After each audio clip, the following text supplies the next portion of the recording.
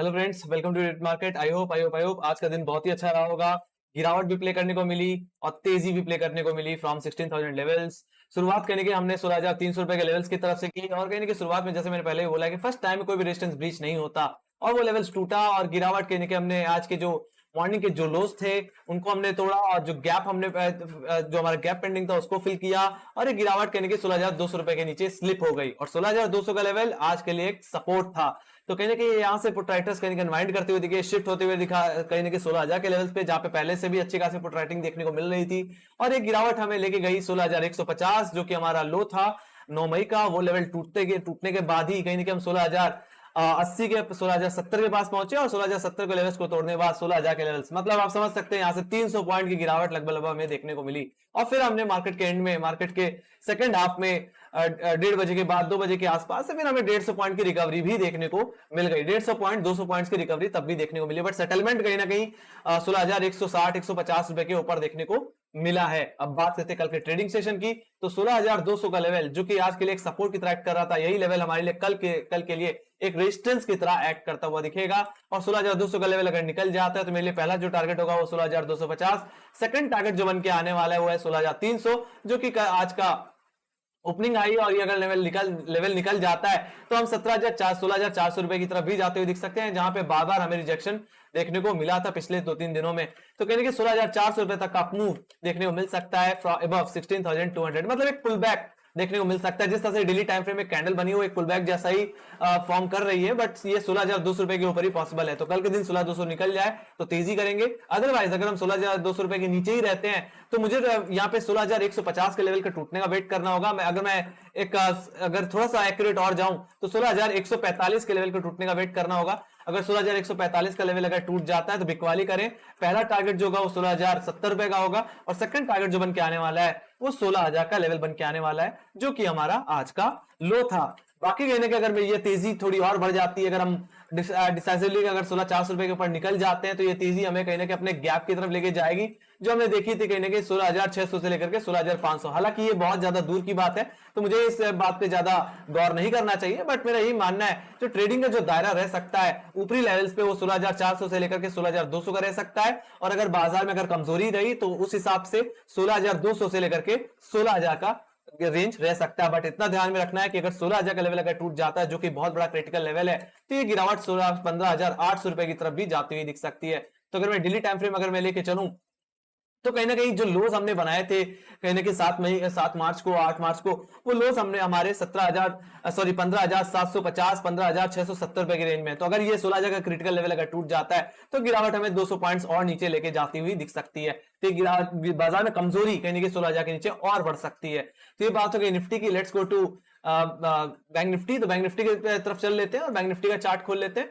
तो Bank Nifty की अगर मैं बात करूं तो बैंक निफ्टी में भी एक अच्छी खासी तेजी आज के दिन देखने को मिली है, एक अच्छा मोमेंटम मुझे बैंक निफ्टी में देखने को मिला है। और कहीं ना कहीं आज के दिन हम 34,450 के ऊपर दोबारा निकलते हुए दिखे और सेकंड हाफ में एक जो तेजी बनी वो कहीं ना कहीं 34,700 34,800 के लेवल्स तक लेके गई, जो कि हमारे पिछले हफ्ते अगर मैं बात करूं, मंडे की बात करूं, मंडे ट्यूसडे की बात करूं तो कहीं ना कहीं हम इन्हीं लेवल से बार बार अटकते हुए दिख रहे थे। लेवल्स क्या है? 34,780 34,700, ये एक दायरा है। ये दायरा अगर कट जाता है तो ये तेजी हमें गैप फिलिंग के सेंस में ले जाएगी। जो हमने गैप देखा था 34,780 से लेकर के 35,150 जो कि गैप डाउन के थ्रू हुआ था, तो ये गैप अभी फिल होना बाकी है। तो मेरा यही मानना है ये एक बड़ी मछली हो सकती है हमारे लिए प्ले करने के लिए।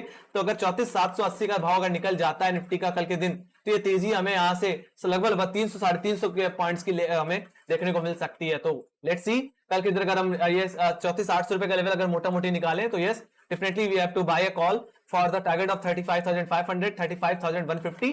और अगर मैं बात करूं लोअर लेवल्स की, अगर कल के दिन अगर बाजार में प्रेशर बनता है तो मेरे लिए पहला जो मेन लेवल होगा वो होगा 34,450 का लेवल। 34,450 का लेवल अगर टूटता हुआ दिखे तो ही बिकवाली करें, प्ले करें for the target of 34,200 at second target will be your 34,050। Alright, so अगर 34,450 का लेवल टूटे तभी बिकवाली करें, अदरवाइज कल के दिन एक्सपायरी है तो हो सकता है हम 34,800 से लेकर के 3450 की रेंज में कहीं ना कहीं फंसे हुए दिखें। अदरवाइज 34,450 का लेवल टूटे तभी बिकवाली करें। 34,200 रुपए जो कि आज का लो था, और 34,000 का लेवल जो कि आज इसके लिए बहुत बड़ा क्रिटिकल लेवल है बैंक निफ्टी के लिए, और यहाँ पे अच्छी खासी पुट राइटिंग भी मुझे देखने को मिली है। तो 34,000 का लेवल टूटेगा तो गिरावट कहने की बहुत ज्यादा नीचे जाती हुई दिख सकती है। और यहाँ पे अगर मैं डेली टाइम फ्रेम की अगर बात करूं, तो जो हमने लो देखे थे कहीं ना कहीं 34,000 के बाद, वो कहीं ना कहीं 34,000 के बाद तो वो कहीं ना कहीं हमने 7 मार्च 8 मार्च के जो लोज थे हमने वो 32,500 रुपए के आसपास, 32,200 रुपए के आसपास बनाए थे। तो वहां तक की गिरावट बैंक निफ्टी में देखने को मिल सकती है। तो इसलिए 34,000 is a very critical level for bank Nifty.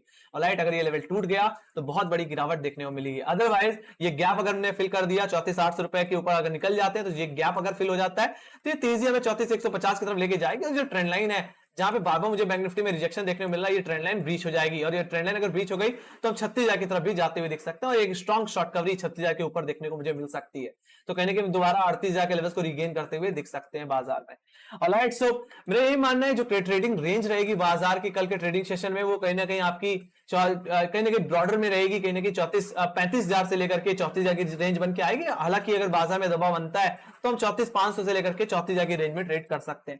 Alright, दो रेंज बन के आ रही है यहाँ पे 35,000 से लेकर के कहीं ना कहीं 34,500, और दूसरी रेंज बन के आ रही है 34,500 से लेकर के 34,000 की लेवल। ऑलराइट, अगर बाजार अगर कल के दिन 34,800 रुपए के ऊपर नहीं निकल पाता है तो 34,450 के लेवल के टूटने का वेट करना होगा। अगर ये टूट जाता है तो मुझे बिकवाली करनी है 34,200 34,000 के लेवल्स के लिए। अदरवाइज 34,800 का लेवल अगर निकल जाता है तो मैं 35,000 जो कि कल के लिए रेजिस्टेंस रहेगा, ये कट जाता है तो यहां से 150 पॉइंट की तेजी और मान लो इस गैप को पूरी तरह फिल करने के सेंस में, तो 35,150 रुपए तक के पूरे टारगेट अपसाइड की तरफ मुझे देखने को मिल सकते हैं। Let's go to option chain. यहाँ पे ऑप्शन चेन को देख लेते हैं। सबसे पहले मैं देखना चाहूंगा निफ्टी की ऑप्शन चेन।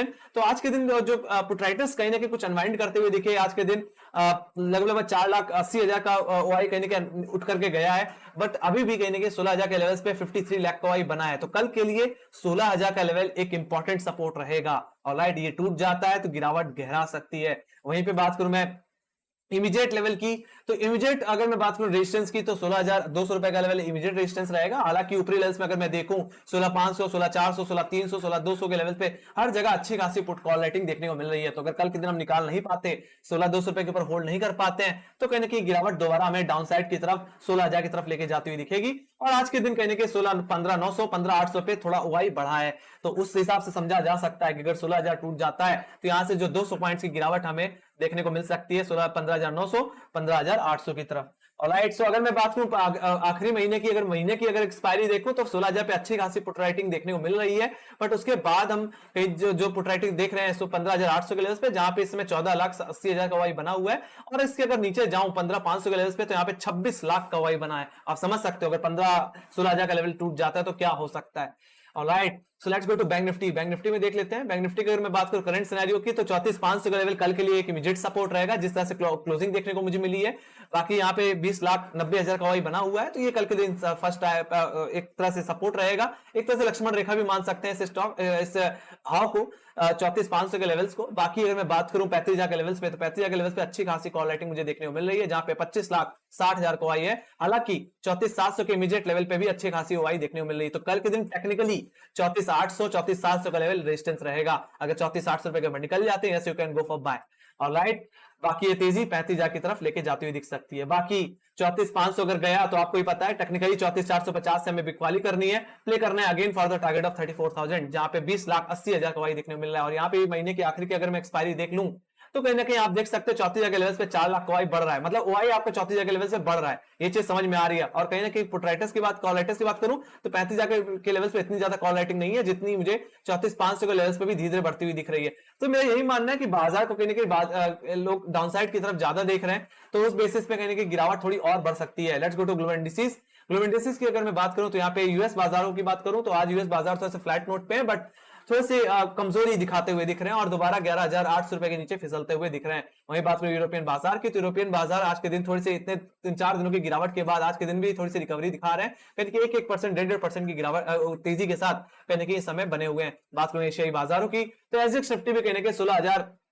16,100 के आसपास ट्रेड करता हुआ दिख रहा है। तो यहाँ पे अगर मैं लाइव चार्ट की बात करूं तो यहाँ पे मैं सबसे पहले चलना चाहूंगा यहाँ पे एसजीएक्स निफ्टी के चार्ट्स पे, तो एसजीएक्स निफ्टी भी कहीं के 16,180 के लेवल्स पे ट्रेड करता हुआ दिख रहा है, होल्ड करने की कोशिश करता हुआ दिख रहा है।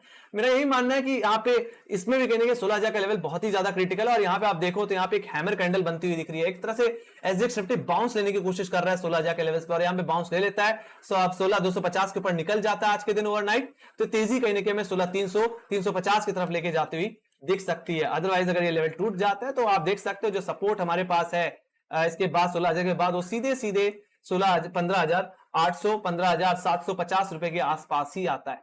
तो आप समझ सकते हैं, तो कमजोरी अभी बहुत ज्यादा है। और यहां से मैं एक जिस तरह से डेली टाइम फ्रेम एक कैंडल बन रही है निफ्टी बैंक निफ्टी में, एक पुल बैक देखने को मिल सकता है 34,800, और निफ्टी में कहीं ना कहीं 16,200 रुपए के ऊपर। और लेट्स गो टू नैस्डैक। तो नैस्डैक की अगर मैं बात करूं तो नैस्डैक में भी अच्छी खासी गिरावट मुझे आज के दिन देखने को मिली, बट लोअर लेवल से दोबारा नैस्डैक रिकवर करता हुआ दिख रहा है, और 12,000 का लेवल इसके लिए रेजिस्टेंस बना हुआ है। यहाँ पे मैंने डेली टाइम फ्रेम का चार्ट खोल रखा है, तो आप लगातार जो ये 3 कैंडल्स देख सकते हो, ये कहीं ना कहीं आप देख पा रहे हो कि 3 दिनों से कहीं ना कहीं एक रेंज के अंदर फंसा हुआ है। मतलब 12,000 से लेकर के 11,600 रुपए के लेवल, 11,550 बोलूं तो ज्यादा बेहतर रहेगा। अदरवाइज इस रेंज के आइदर साइड टूटेगा उस तरफ एक अच्छा मोमेंटम देखने को मिल सकता है, अदरवाइज इसी रेंज में कंसोलिडेशन मुझे देखने को मिल सकता है। बट मेरा यही मानना है अगर 12,000 के ऊपर निकल जाता है तो एक अच्छी तेजी बाजार में बनती हुई दिख सकती है। अदरवाइज अगर ये लेवल अगर टूट जाता है तो ये कमजोरी कहीं ना कहीं नैस्डैक को कहीं ना कहीं अपने लोज की तरफ ही लेके जाएगी। जो हमने प्रीवियस जो लोज देखे थे कहीं ना कहीं 11,000 के 1,800 10,800 रुपए के, वो मुझे देखने को मिल सकते हैं नैस्डैक में। तो ये देख सकते हैं यहाँ पे अब एक हैमर कैंडल बनती हुई दिख रही है, जो कि बहुत अच्छी बात है, और 12,000 के ऊपर निकल गए तो बहुत अच्छी तेजी मुझे कल के दिन देखने को मिल सकती है। मैं यही एक्सपेक्ट कर रहा हूं कि फ्लैट टू गैप ओपनिंग बाजार में कल के दिन देखने को मिले।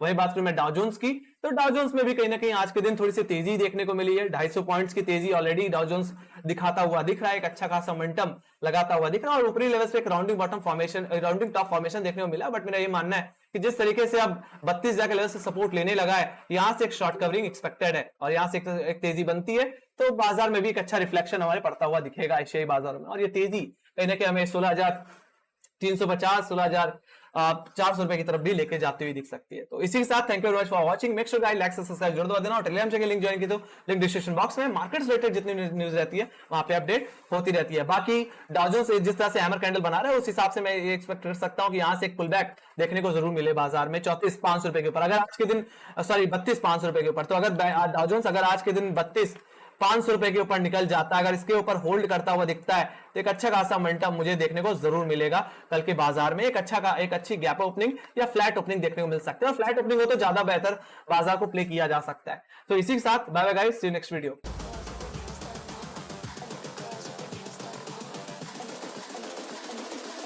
I think the girls with their